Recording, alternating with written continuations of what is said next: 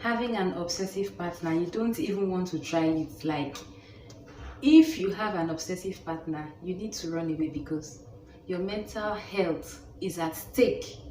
Your mental health is at stake. An obsessive partner will choke you. Like, the love is going to be choking. You will not even know what to do because they simply feel they cannot do without you. So it is a very, very unhealthy relationship. It's something you don't want to go into. And if you're even in such, relationship, you yourself, you will know, because the stress you'll be receiving will be too much. You don't want to pass through that kind of stress. Believe me, an obsessive partner will be so jealous of you. Not just you, your friends, your families. They don't want anybody coming close to you at all, because they feel that they own you. They feel like they want you all to themselves. They don't want to share you with anybody. So they become so jealous of you. I remember a story I read some time ago where a man was telling his fiancée that if we get married, promise me that you're not going to love the children more than me. Why would that thought even come into your head? Aren't you both supposed to love your children? So before the children even came, before they even got married, he had already started becoming jealous of the children that are not even there. So you can imagine how he feels about people being around the fiancé or whatever. That is what an obsessive partner can do. There's another story I read where this one, they've been married, and then the man, anytime he sees the newborn, the girl was like, the newborn was like 6 days old, and there was already trouble in the house because the newborn was sucking the mother's breast. So sucking your baby, sucking your wife's breast became a problem because it's my own, it's my body, I'm now sharing it with a newborn. So you can imagine how the reason is not something you want to go into. An obsessive partner will want to be in contact with you all the time. You don't have space for yourself. If an obsessive partner should call you and you don't pick that call, oh my God, be ready for trouble. Be ready for plenty trouble. An obsessive partner wants, immediately he texts you, you must reply that text that time. If not, wahala. Have you ever seen somebody that anytime a call comes into her phone or his phone, she'll start fidgeting like, hey. If you don't pick that call, you're in trouble. Even if you're in a noisy place, pick it. If you're on another call and an obsessive partner calls, you feel the need to end your call, no matter how important it was, in order to pick your partner's call. So imagine what that does to your mental health, the kind of stress you're putting yourself through because you're with an obsessive partner. An obsessive partner wants to know where you are at every point in time. At every point in time. I remember a story I shared here one time ago where a partner will be telling his girlfriend, that time was when social media were just coming, so there was no video call. Our video call was not very popular then. And this man wants to know where the girlfriend is every time, to a point that if she says she's at home, he will say, "Oh yeah, open the door, close it, go to the kitchen, oh yeah, carry pot," just to be sure that she is where she says she is. So there's no trust. He doesn't even trust you. He doesn't care whether you are in where you say you are. He wants to know, like he wants to be sure. And you have to, God, you can imagine the kind of stress you can pass through in that kind of relationship.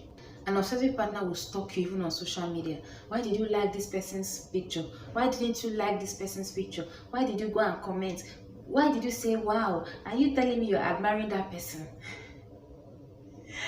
You have to be very careful even on social media to be careful not to offend your partner. What kind of life is that? An obsessive partner will stalk you. He will have information about you that you never told him. You'll be wondering, how did you know about this thing? Like, I never told you this. How did you know? So he's constantly digging, wants to know everything about you. And also, at a point you start feeling overwhelmed because that is not the kind of relationship you envisage. So when you start drawing back, emotional threats starts to come in place. An obsessive partner will tell you, you cannot leave me. If you leave me, I will die. If you leave me, I will kill myself. And you be like, hey God, if I leave this one, I want to go and kill himself.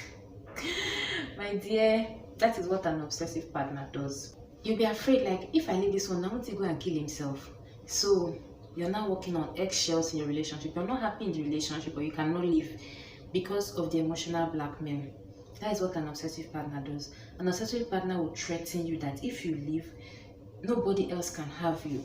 If I don't have you, nobody else will have you. If you try me, I'm going to kill you. If you leave me, I'm going to kill you. Every time it is threat. Every time it's I will die, I will kill, I will this, I will that. So an obsessive partner will emotionally blackmail you into staying with him. At times you'll go to a point of crying. You know, he's going to cry, he's going to be so emotional, he's going to do as if you're the air that he breathes. And if you leave him, he's going to die. You know, this thing, white people, they have names for every kind of sickness. You know, a very manipulative, bad person, they call it narcissist. I've talked about narcissism in most of my videos. And then somebody with this kind of obsessive mentality, they say it is obsessive love disorder. It's a disorder. So you're with a person with a mental sickness, which is called obsessive love disorder. An obsessive partner wants to spend every waking hour with you. Now, don't get me wrong. I'm not saying it's not good to stay with your partner. I'm not saying it's not good to, find time to spend with your partner. Being with your partner is very important. Creating time to do things together. Communicating with your partner is very important and healthy in a relationship. But when it becomes so excessive that it now looks as if he's stalking you, like you don't have your own breathing space. It's good for you guys to be together, but sometimes being apart is also very healthy for the relationship. It's not every time you guys are together, every time your partner wants to be with you, so you don't have space to do anything on your own, you don't have space to meet other friends. It is not allowed. If you're with an obsessive husband, you're not allowed to walk, you're not allowed to do business, because he doesn't want you out there mingling with people. You're not even allowed to drive, because he feels when you drive, you start having freedom to go where you like. An obsessive partner doesn't want you to have that freedom to be on your own, to be your own person. He wants to be with you all the time. He wants to control you. They are very, very controlling. They want you to do exactly how they want, they want you to do exactly what they want you to do. You're not even supposed to go outside of their scope. You have to do exactly what they want. You have to be where they want. You have to answer their call. So controlling. You don't have a life of your own when you're with an obsessive partner. That is what happens. An obsessive partner does not obey boundaries. It doesn't recognize your boundaries. You might not like certain things. You might like certain things. He does not care. He does whatever he likes. He breaks your boundaries. He doesn't care how you feel. He doesn't feel that you can be your own person, that you can have your own personality, that you can have your own likes and wants. He doesn't care. He owns you. That's what he believes. He believes that he owns you. He believes that he must control you. And then if you deviate from his standard, it's a very, very big issue. That is how an obsessive partner behaves. So take a look at that, your relationship. Take a look at that, your marriage, or whatever it is you're into. Are you with an obsessive partner? Is your relationship feeling like it is choking? Like you don't have space, to do your thing. You don't have space to be yourself. It means that you're with an obsessive partner, and it's not always a good thing, because it can become very toxic. Like I said earlier on, the threats are going to come in. Sometimes it will even get physical. Where were you? I was calling you and you did not pick my call. What are you doing? The next thing, everywhere, bass goes. Don't look at me like you don't know what I'm saying. These things are real. These things are real. Why do you think people beat their women, or vice versa, whatever? So it becomes very toxic. It becomes very stressful for your mental health. It makes you depressed. Makes you so stressed. It could even make you sick. Because what the hell? So guys, are you in an obsessive relationship? You need to leave the relationship. That is just the truth. I cannot tell you to work things out or whatever, unless this person gets help. Unless the person realizes that he needs help, that what he is doing is not normal, and then he goes ahead to get help. You need to leave that relationship. That is just the truth, and that is the advice I can give you. You can tell him to seek help if he realizes that it is a problem, that his attitude is a problem. But if he doesn't realize it and he doesn't want to get help, leave that relationship because it's toxic, especially if you're not yet married to the person.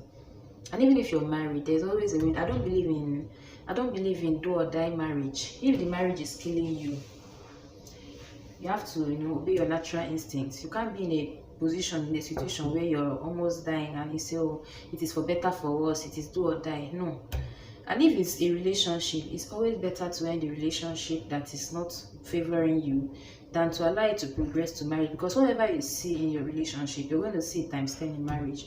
So these are things you need to be very aware of. These are huge red flags. All the signs I've mentioned here, they are huge red flags. So take note of them, and if it's peculiar to you, please leave the relationship.